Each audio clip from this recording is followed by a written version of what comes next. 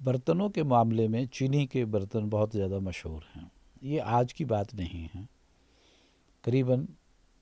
2000 سال سے ہی روغنی برتن بننے شروع ہوئے تھے اور وہ خاصے مقبول رہے ہیں. اور یہ روغنی برتن دنیا میں ہر طرف جو ہے وہ حرکت کرتے نظر آتے ہیں. اور لوگوں نے اس میں بڑی خوبصورت تصویریں، ڈیزائنیں، رنگ استعمال کیے اور اس طرح سے یہ سلسلہ آگے بڑھتا رہا. قریباً 1500 سال پہلے چین میں ان برتنوں کا معاملہ بہت ہی زور شور سے اچھے طریقے سے چل پڑا تھا اور یہ بیوپار اس حد تک مقبول تھا کہ ہماری دنیا میں، عراق میں، ایران میں اسی قسم کے ظروف کی نقلیں بھی بننا شروع ہو گئیں. 8ویں صدی، 9ویں صدی، 10ویں صدی عیسوی میں جب اسلام کی یہ شروع کی صدیاں ہیں اور عراق، ایران اور ہمارا شمال مغربی ہندوستان جو تھا، یہاں پر اسلام پوری طرح سے آ چکا تھا اور بیوپار میں یہ مشرق وسطیٰ سے اور شام وغیرہ سے چیزیں یہاں آتی تھیں، یہاں سے چیزیں وہاں جا رہی ہوتی تھیں.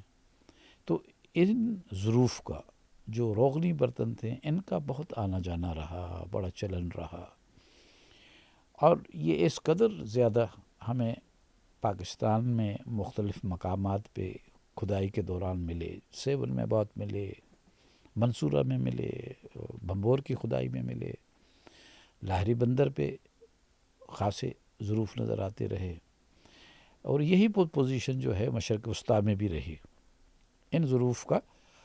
بہت زیادہ معاملہ صراف کی کھدائی میں بھی ملا، نشاپور کی کھدائی میں ملا، اسی طرح سہر میں سے یہ برتن ملے. آپ کہیے کہ رقہ میں سے ملے، سامرا میں سے ملے. کون سی ایسی جگہ تھی جہاں کھدائی ہوئی ہو اور یہاں یہ روغنی برتن نہ ملے ہوں؟ اچھا، ان روغنی برتنوں میں اس ساری زیادہ ان کی موجودگی سے یہ شک اور گمان ٹھہرا کہ یہ بنے کہاں پر ہیں. کیا ایک کوئی واحد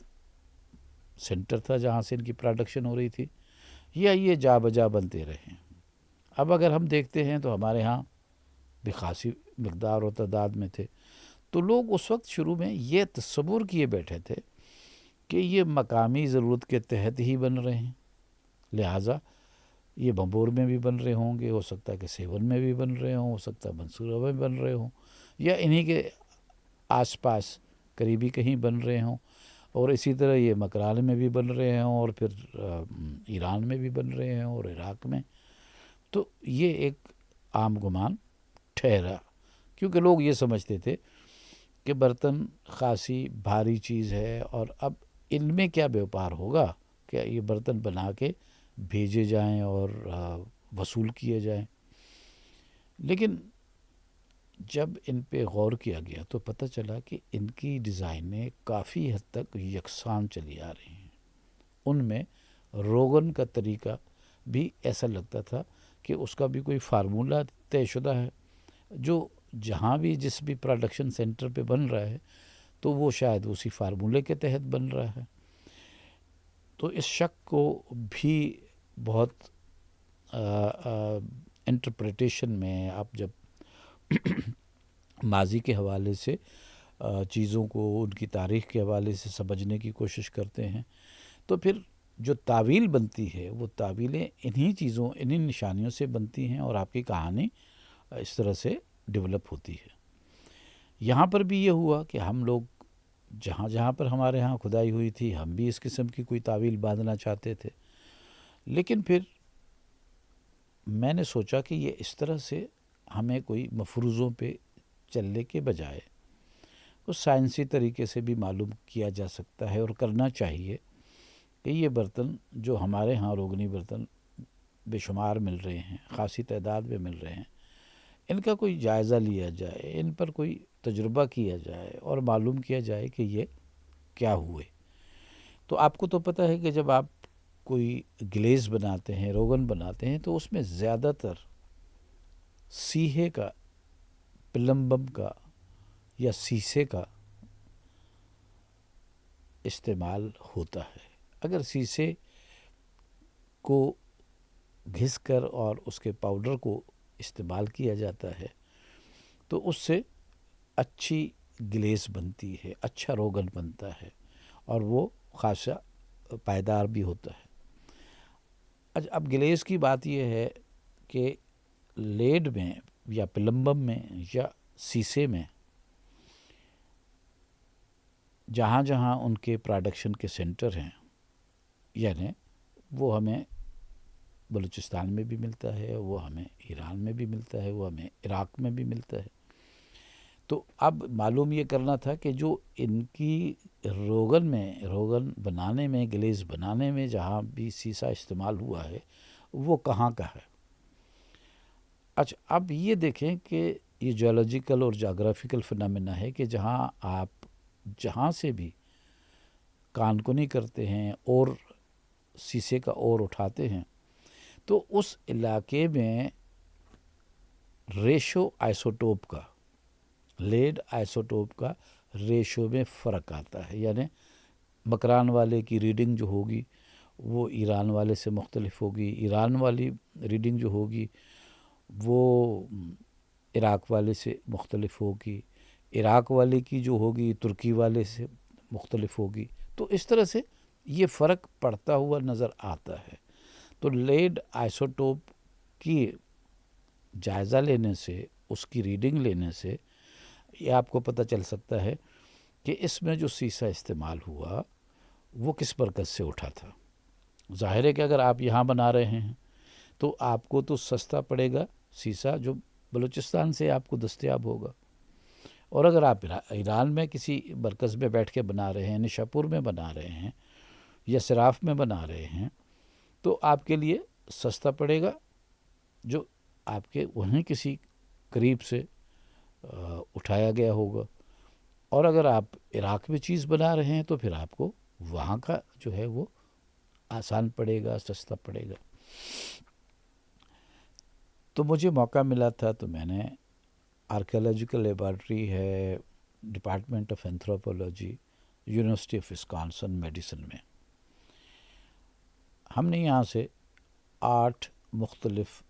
ٹائپس کی ظروف جو تھے، برتن تھے، ان کی ٹھیکریاں تھیں، ان میں سے اسپیسیمن بنائے اور ان کو ہم نے وہاں پر لیبارٹری میں ٹیسٹ کیا، لیڈ آئسوٹوپس کا ریشو معلوم کیا، تو پتہ چلا کہ یہ 8 اقسام جو ہیں، یعنی 8 مختلف ٹائپ کے، مختلف طریقے سے رنگے ہوئے، روغن کیے ہوئے برتن جو تھے وہ یہاں کے بلوچستان کے لیڈ آئسوٹوپ ریشوز سے ڈفرینٹ تھے، مختلف تھے، تو اس سے پتہ چلتا تھا کہ یہ یہاں پر ان کی پروڈکشن نہیں ہوئی ہوگی۔ اچھا، پھر ان کی ریڈنگ کو جب کمپیئر کیا گیا، جو لیڈ آئسوٹوپ ریشوز اب بیٹھ رہے ہیں ایران میں، وہ مراکز جو عراق کے قریب ہیں، ان میں سے ان کی نسبت بالکل ہی قریب ٹھہری، جس سے پتہ چل سکتا تھا کہ یہ لیڈ وہاں سے اٹھایا گیا ہے، اور اس وجہ سے لگتا ہے کہ ان کی پروڈکشن کے مراکز جو ہیں وہ کہیں مغربی شمالی ایران کی کسی جگہ پر ہو سکتے ہیں، یا بصرے کے آس پاس کوئی جگہ ہوگی وہاں ہو سکتے ہیں۔ اس اسٹڈی کی بنیاد پر ہم نے یہ نتیجہ اخذ کیا کہ یہ پروڈکشن سینٹرز خاصے مقبول تھے، اور وہ بڑی مقدار اور تعداد میں جو ہے وہ اس قسم کی روغنی پاٹری بنا رہے تھے، اور ان کی ڈیمانڈ چائنا کے ظروف کے مقابلے میں ہی تھی، اور جو چائنا سے جو اس قسم کے روغنی برتن آ رہے تھے اس کے مقابلے میں یہ برتن بھی اسی طرح مارکیٹ میں اپنا ایک ویلیو رکھتے تھے۔ اور پھر دوسری بات یہ تھی کہ ان ظروف پہ برکت کے الفاظ بھی تھے، اور کہیں کوئی آیت کا ایک حصہ بھی استعمال ہو گیا تھا، کہیں پر کوئی شعر بھی لکھا گیا. تو اس سے یہ پتہ چلتا ہے کہ انہوں نے مارکیٹ کو کیپچر کرنے کے لیے خیر و برکت کے کہاوتیں، اصطلاحیں اور بعض آیات کا بھی استعمال کیا، جس کی وجہ سے یہ ایک کلیکٹرز آئٹم سا بن گیا. اور اس طرح سے ان روغنی ظروف کی ہر جگہ پر ایک خاصی ڈیمانڈ تھی، جو ہم نے دیکھا کہ یہاں پر ہمارے اپنے پاکستانی سرزمین پر ایک بہت بڑی تعداد میں، بہت زیادہ مقدار میں یہ ظروف لائے گئے اور جو لوگوں نے اپنے پاس جمع کیے. آپ کا شکریہ.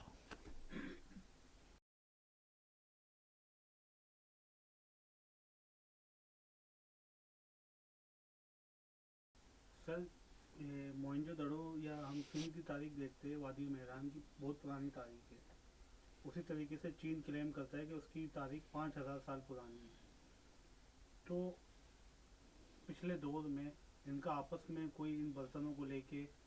کوئی ٹریڈنگ وغیرہ آپس میں لین دین ہوتا تھا یا نہیں؟ آپ کا سوال یہ ہے کہ زمانہ جدید میں تو بہت سارا ٹریڈ اینڈ کامرس چلتا رہتا ہے، جس کو ہم ایکسپورٹ امپورٹ کہتے ہیں، اور بہت ساری چیزیں ہمارے پاس یہاں آتی ہیں، بہت ساری چیزیں ہم بنا کر باہر بھیج رہے ہوتے ہیں. آج سے کچھ عرصہ پہلے ہماری طرف سے چاول بھی بہت زیادہ جاتے تھے. کاٹن کی مصنوعات جو ہیں وہ خاصی دنیا میں ہم نے بھیجی ہیں. تو اور پھر ظاہر ہے کہ ہم بہت ساری چیزیں منگا بھی رہے ہیں. الیکٹرانک کے آلات بہت زیادہ آتے ہیں، اور لگژری آئٹمس جو ہیں، air conditions, refrigerators, TV sets بہت سارے آتے ہیں. تو یہ ٹریڈ اینڈ کامرس آج جس طرح سے مقبول ہے، اسی طرح ماضی میں بھی یہ مقبول رہا. حالانکہ نقل و حرکت کے ذرائع بھی محدود تھے اور بعض اوقات بہت زیادہ مشکل بھی تھے، لیکن پانی نے زیادہ تر انسان کو ٹرانسپورٹیشن کی سہولت مہیا کی ہے. جہاں پر فیول کی بھی ضرورت نہیں ہوتی تھی، ہوا کشتیوں کو، جہازوں کو بہت آسانی سے مختلف منازل کی طرف کشاں کشاں لے جاتی تھی، اور پھر موسم بدلنے سے پھر وہیں سے واپس بھی لے آتی تھی. تو ٹرانسپورٹ جو ہے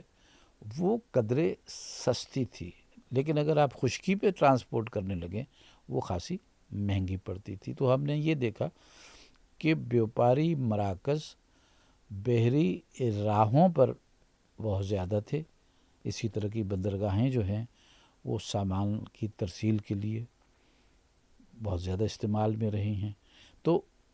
چین، ایران، عراق اور عراق سے آگے کا جہان جو ہے،